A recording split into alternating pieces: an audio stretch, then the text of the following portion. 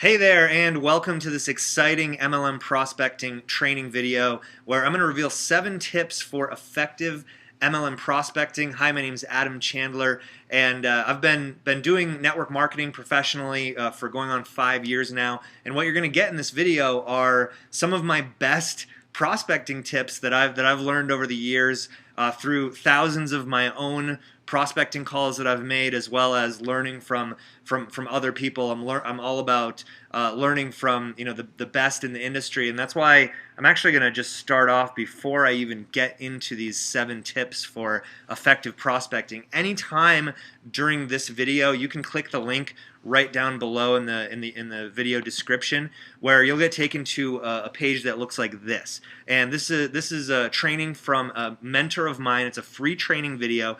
If you choose to, you'll have to opt in with your name and your email and your best phone number in order to get access to this training, how a real estate guy in foreclosure sponsored 28 people in 21 days at a $500 buy-in, and today regularly enjoys multiple 5-figure months residual income thanks to this #1 skill set that you can master starting today. So anytime during this video, you can click that link to learn from one of my mentors in the area of MLM prospecting and recruiting.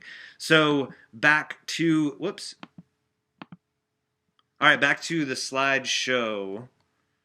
Okay, MLM prospecting tip #1: use compare and contrast. This was something that I learned from someone in the industry who has made over 8 figures in their home business. And let me explain what I mean by compare and contrast. As soon as your prospects see joining you in your business or buying your product or service or whatever it is as not that big a deal, that's when the sale will be made. So there's a few ways that you can actually get your prospect to think like, oh, that's not really that big of a deal.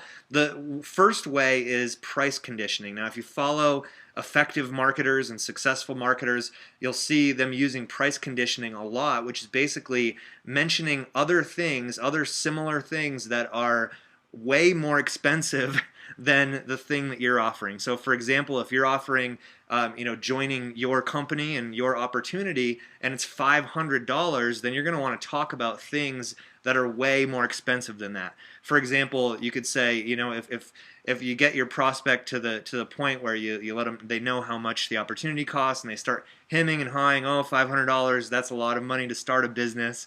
You say, is it really? I mean, have you ever started a business before? Because you could do a franchise business for anywhere from $250,000 to up to $1 million+ to start a franchise business.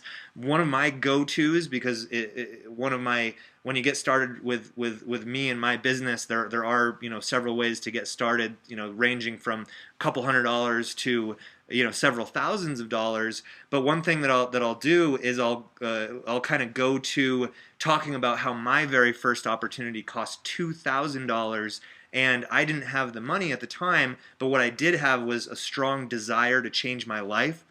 And that's why I came up with the $2,000 that I needed to start that business. This business is only $500. You see what I'm saying? So you contrast by using things that are way more expensive. That way your prospect thinks, well, that's not that big a deal. Okay, another way to use this compare and contrast is by effort conditioning. So let's say you've got your prospect to the buy page, they're ready to join, and they start going into their left brain and thinking, oh, what if this happens, or what are my friends going to think, or any of these things that their minds go to when they get to that point. You want to let them know that it's not that big a deal by saying something like this. Let's say your prospect's name is John. John, it's not like we're curing cancer here. We're simply signing people up into the fastest growing industry in America. It's really not that big a deal. You see what I'm saying? You use the effort conditioning by comparing curing cancer as this astronomical thing, and then just by doing that, you can use all kinds of other things, talking about things that are way harder than being successful in a home-based business. And I do this effort conditioning all the time, and it works like a charm. So MLM prospecting tip #2: Safety in numbers, law of averages. It's a principle called Sinaloa that I actually learned from. I was actually at an event seeing this guy speak. He's someone who has made over $100 million in the network marketing industry in a company called Herbalife. He went through this principle, which is Sinaloa, and actually one of the first things that I learned when I got started in my first network marketing business over 4 years ago is that you can make up in numbers what you lack in skill. So you don't have to be perfect, you don't have to be a master, but you do have to put up enough numbers. And at the end of this video, I'm going to show you a way to really ramp up your lead flow so that you pre-qualify your prospects and you have a ton of fresh new prospects to to talk to, so you can put up those numbers. And keeping the pipeline full, doing this, keeping the pipeline full of fresh leads, you become more postured rather than needy in the mind of your prospects. Because if you only have 5 prospects to talk to, and 3 of them say no, then your averages are not that good. But if you have a couple hundred prospects to talk to, if a couple of them say I don't know about this, you can say, all right, well, have a great day, and you're on to the next person. So when your prospect sees you as not being a needy person and being someone that is busy and successful, that's when they're going to be attracted to you and join you. Okay, MLM prospecting tip number 3 is keep it simple. You've probably heard this principle throughout your life. It's super important here. Like I said, that $100 million network marketer, one of the things that he also said was that success in an MLM model is not just, it's not about teaching a donkey how to roll over. It's about teaching a donkey how to teach a donkey to roll over. So you have to keep the process incredibly simple to keep it duplicatable. So even if you know everything, every detail of your company's comp plan, all the scientific data supporting your product, if you have like a health and wellness product, doesn't mean you should share it with your prospects. Just because you know it doesn't mean you have to share it. Remember, the entire time you're prospecting for your MLM, your prospects are thinking, can I do to someone else what this person is doing to me? And that's what you want them to think, that wow, I can do that. I could do what they just did to me to somebody tomorrow without them even being there. And once your prospect again thinks that it's really not that big a deal and this is easy and they've got a duplicatable system to follow, that's when they're going to join. Okay? So keep it simple. Okay, MLM prospecting tip number 4 is use the tools. If you have MLM prospecting tools, use them. This comes back to the keep it simple principle that we just talked about. So you're going to want to use your company's third-party MLM prospecting tools to do all the explaining of the product, the comp plan, the opportunity, because they're professionally designed marketing materials. If you're working with a solid company, they have professionally designed third-party marketing materials that you can use. That way you don't have to be the expert. That way your prospect doesn't think that they have to be the expert. Get it? All right, so prospecting tip number 4 is use the tools. Moving right along to MLM prospecting tip number 5, remember to follow up. The fortune really is in the follow-up. You have to be good at follow-ups, and you also want to set a solid appointment to review with your prospect the information that you just sent. So if you're following my other tips, this is assuming that you've used the third-party tools, they've reviewed the information. Now the next step is to talk to them about the information to see where the process needs to go from here. That's either when they sign up, or they say no, or they ask some type of objection. So one of the big problems that a lot of network marketers face is they don't know.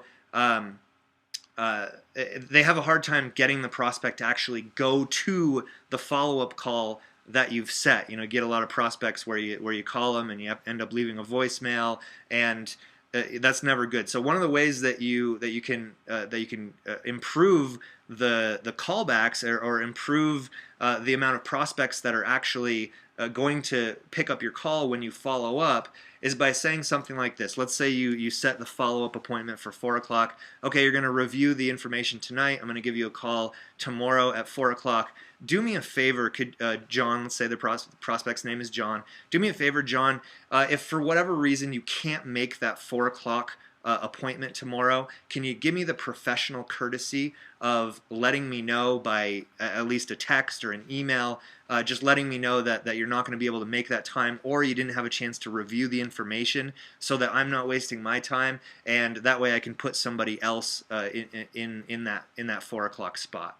And that really does, put the ball in their court. And if they say yes to that, and 4 o'clock tomorrow comes and they don't show up to your follow-up appointment, then you're going to know that that person is probably not operating with integrity. And I don't know about you, but I like to work with people that have integrity in their business, and they actually follow through with what they say they're going to do. That way, if they're not there at 4 o'clock, I'll probably leave a voice message, and if they don't follow up with me at that point, then I'm done with them at that point, and that way I know not to follow up with them again, because they don't have integrity. Okay, and then be patient with your follow-up to some people, as long as they're going through the process and everything, and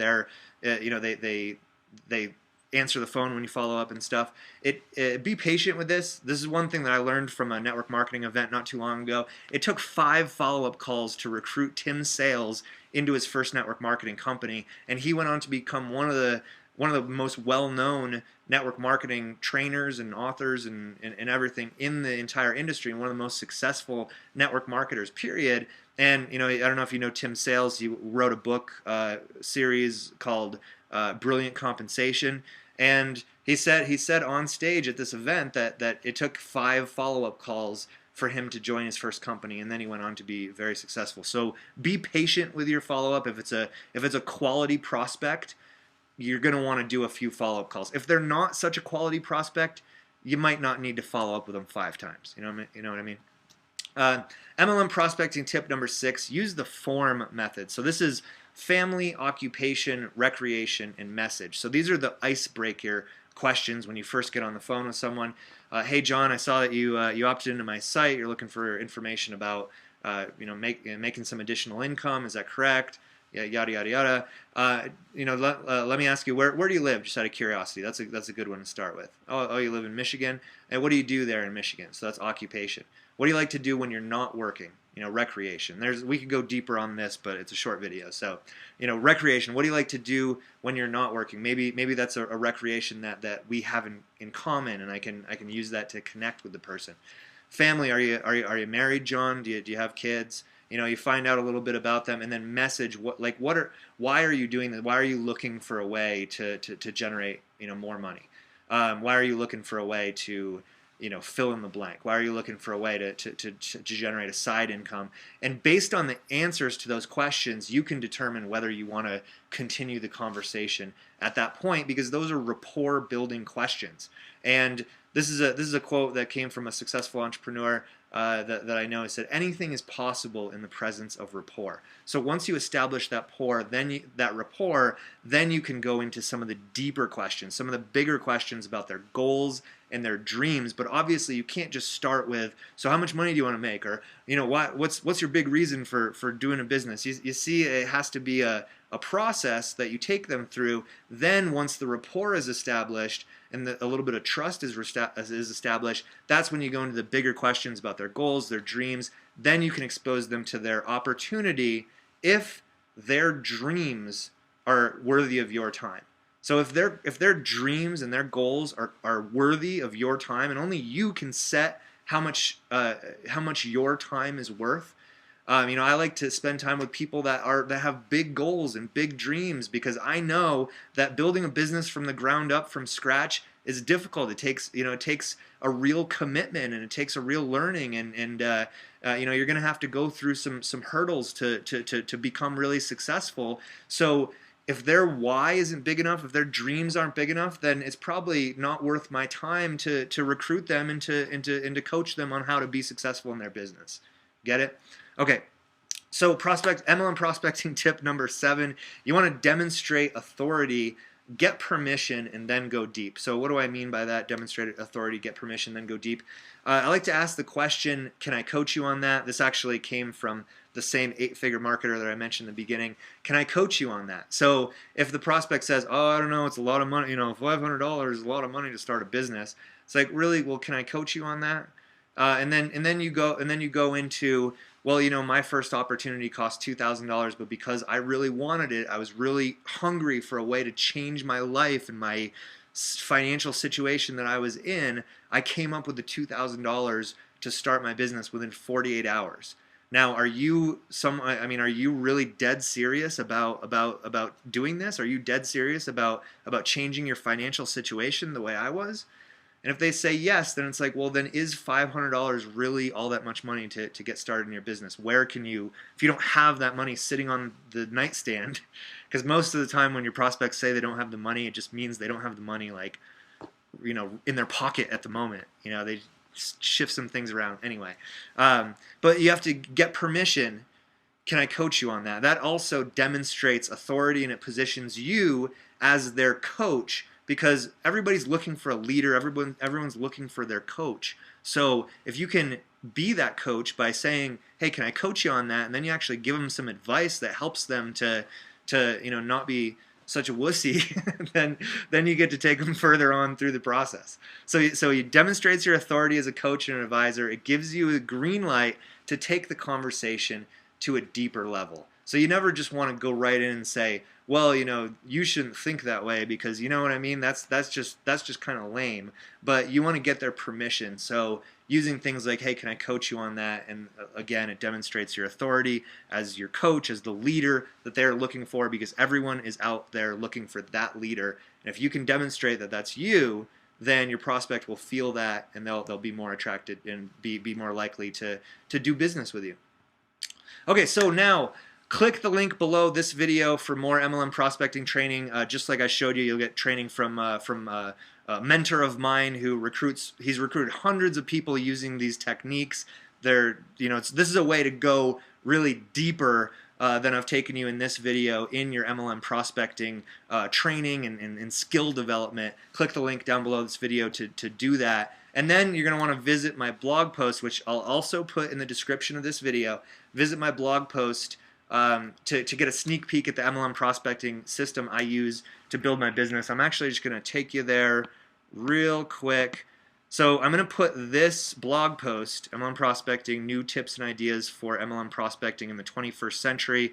You get some training on Facebook marketing and how I use social media for MLM prospecting, and it's a great blog post if I do say so myself. And then you're also going to see at the bottom for this MLM prospecting systems, you'll see the MLM prospecting system that I use to fill my pipeline, have plenty of leads to talk to, and we've got a lot more training locked up within there that'll show you how to get more leads for your business and become a more effective closer and entrepreneur and network marketer. So go ahead and do that. Again, click the link below this video to get more MLM sponsoring or MLM prospecting training videos, and we'll see you on the next video.